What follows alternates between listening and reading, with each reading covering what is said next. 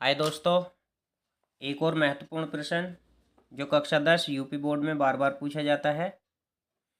Question यही होता है, लेकिन यहाँ पर या तो √2 होगा, प्लस में भी हो सकता है, माइनस में भी, √3 हो सकता है प्लस या माइनस में, √5 या √7। तो चलिए करते हैं इसको। सिद्ध कीजिए कि 4 + √2 एक अपरिमेय संख्या है। तो यहाँ पर क्या करना है, मान लेंगे हम, माना 4 + √2 एक परिमेय संख्या है। परिमेय संख्या है। हमने इसको उल्टा मान लिया है, यहाँ अपरिमेय सिद्ध करना है, लेकिन हमने इसको मान लिया है परिमेय संख्या है।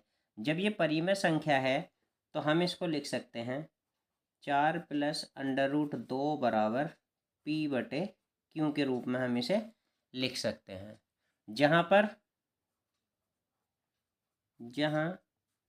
Q का जो मान है वो 0 के बराबर नहीं है। Q बराबर 0 के नहीं है। अब हमें इधर, अगर यहाँ √3 है तो इधर √3 को बचाना है, जो हमारी परिमेय संख्या है उसको इधर पहुँचा देना। तो हो जाएगा हमारा √2 बराबर P/Q -4 बटे में 1 मानेंगे, त्रिशी गुणा √2 बराबर P -4Q बटे Q। अभी यहाँ पर जब 4 + √2 एक परिमेय संख्या हमने मानी है तो P/Q भी एक परिमेय संख्या थी। अब यहाँ पर हमने इसमें से परिमेय संख्या से परिमेय संख्या को घटा दिया है, जो घट के आया है वो भी एक परिमेय संख्या होगी, क्योंकि P व Q एक पूर्णांक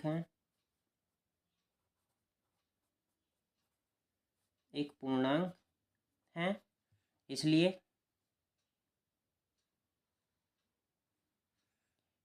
P -4Q बटे Q भी एक परिमेय संख्या होगी, परिमेय संख्या होगी। ये भी एक परिमेय संख्या होगी। जब ये परिमेय संख्या है तो √2 भी एक परिमेय संख्या होगी।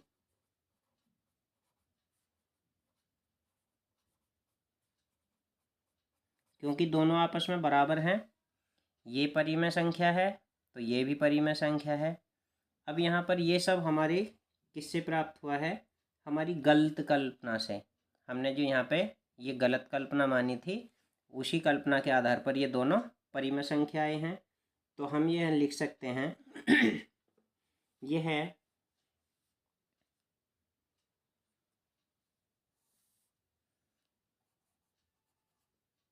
यह तथ्य हमारी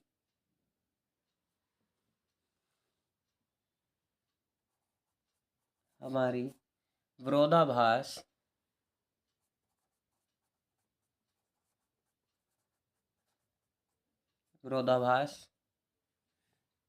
त्रुटि पूर्ण कल्पना से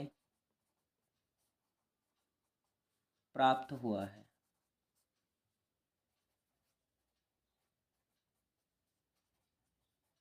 यह तथ्य हमारी विरोधाभास त्रुटि कल्पना से प्राप्त हुआ है, इसलिए हम कह सकते हैं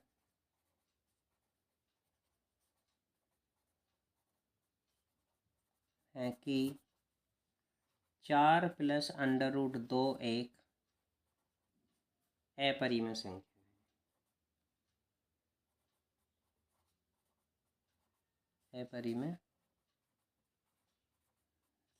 है। चलते हैं नेक्स्ट क्वेश्चन पर। यह हमारा सिद्ध हो चुका है। सेम इसी प्रकार है सेकंड क्वेश्चन। सिद्ध कीजिए 5 + √3 एक अपरिमेय संख्या है। करना है बिल्कुल सेम इसी तरह से हल। मानेंगे यहाँ पर, माना 5 + √3 एक परिमेय संख्या है। परिमेय संख्या है। जब ये परिमेय संख्या है तो 5 + √3 को हम लिख सकते हैं p/q के रूप में, जहाँ पर q का मान है वो 0 के बराबर नहीं है। 5 को इधर ले जाना है, हो जाएगा हमारे पास ये √3 बराबर p/q - 5 बटे में 1 और कर देंगे इनकी तिरछी गुणा। √3 बराबर p - 5q/q। अब ये क्या है, हमारी परिमेय संख्या है, क्योंकि p व q एक पूर्णांक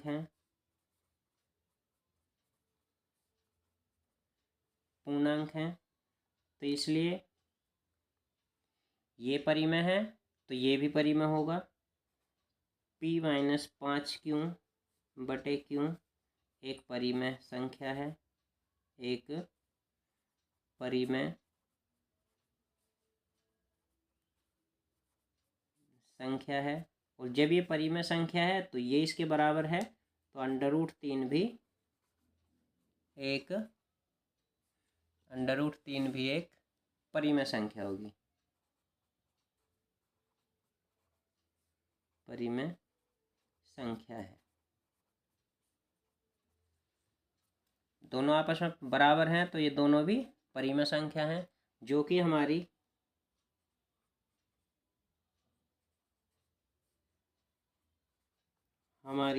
विरोधाभास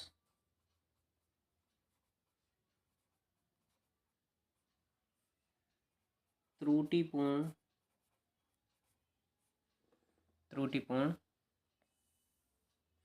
कल्पना से प्राप्त हुआ है। कल्पना से प्राप्त हुआ है। प्राप्त हुआ है। इसलिए हम कह सकते हैं